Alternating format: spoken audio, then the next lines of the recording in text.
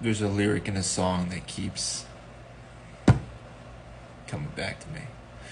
Hopeless is the one who finds the kingdom.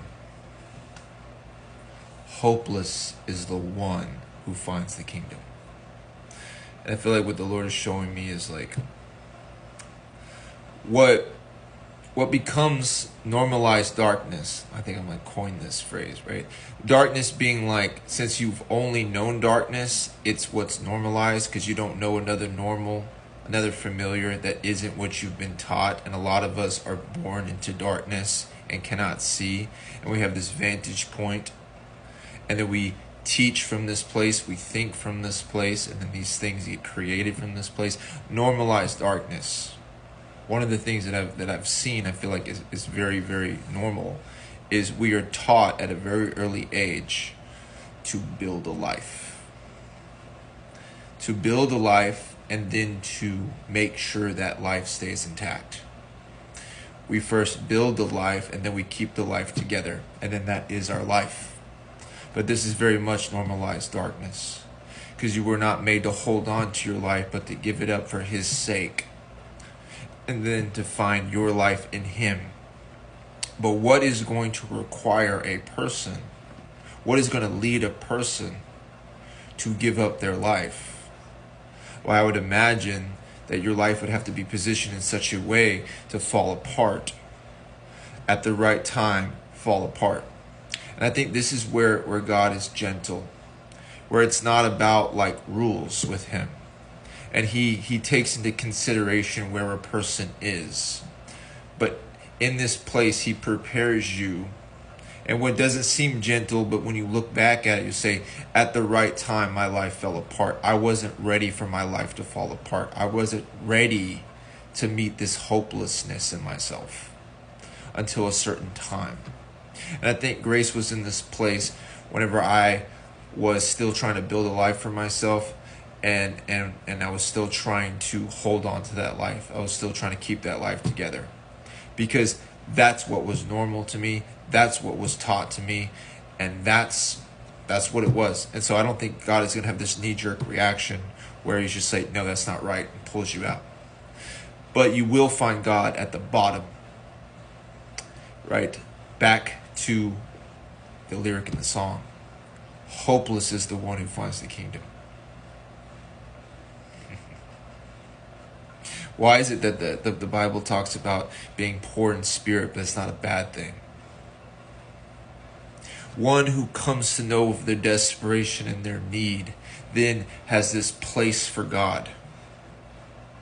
Right? It's like we are taught to either or both at the same time have codependency with other people. Meaning it's a little too heavy. Dependency on other people, right? And it creates a strain. Or too much dependency upon ourselves, which I think is the main one, right? And of course, this is normalized darkness because this is what we were taught to do.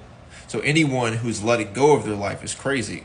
And you have the ones that are holding on to their life, afraid of losing their life, that are projecting this, you can't do that. You can't get to rock bottom. Make sure you don't get to rock bottom. If you get to rock bottom, then what you have feared about yourself is true. You will be a failure. You will be not enough. You will be whatever it is, whatever stigma. But hopeless is the one who finds the kingdom. And you will find God at the bottom of things. And maybe you haven't gotten to the bottom of something, but you meet God and He takes you lower.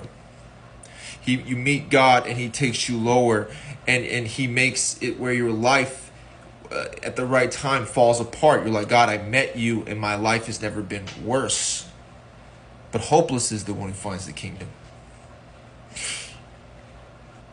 Meaning you have to find that there is no hope in these other things that you've put hope in, but that you couldn't help but put hope in because you were taught to put hope in those things.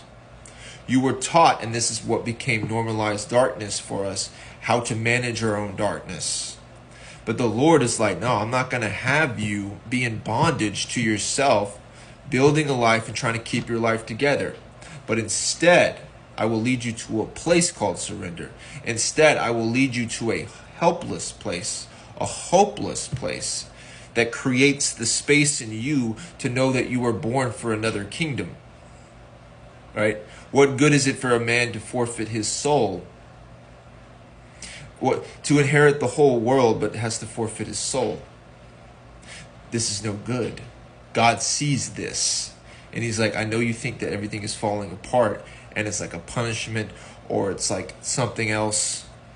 You would think this way because of the vantage point that you've had, and the people that have been around you have projected your life can't get to a certain place. You have to do something about this. You can't let it get into the gutter. But hopeless is the one who finds the kingdom. Hopeless is the one who finds me. It's the sick that need a doctor. See, I think that we are all in darkness in this way where we are in need. We have this desperation for him to be God for us, for him to be the Lord of our life. But some of us are not aware of it, and others are. And by the grace of God, you are either aware or you're not aware. And I think that we come into being aware at the right time. And that's what makes him a gentle God. That's what makes him a God who has thought everything out. It wasn't time for my life to fall apart the way that it fell apart the last couple of years and years ago. Right? To meet that hopelessness in me. I still had time to run. I still had time to hide. It was appropriate. I wasn't ready to be confronted with that. People in darkness hide. But when the light comes in and starts to expose darkness, it exposes the structures that we have built for ourselves. And in this place, we are not put to shame, but it's almost like he pities us because he's just like, you don't know any better. But this structure has actually become a jail cell for you. You can't help but build jail cells to house yourselves in because you don't know how to not operate like someone who's not a slave. And so I, at the right time, will have your structure fall apart. And in this hopelessness, there will be this space in you that is created for you to know another kingdom. For you to know me as your father. We have this whole like God is the universe thing. And here's my main issue with this. A lot of it is self-empowering. And I don't think that that's actually the dynamic between you and God. Not right away.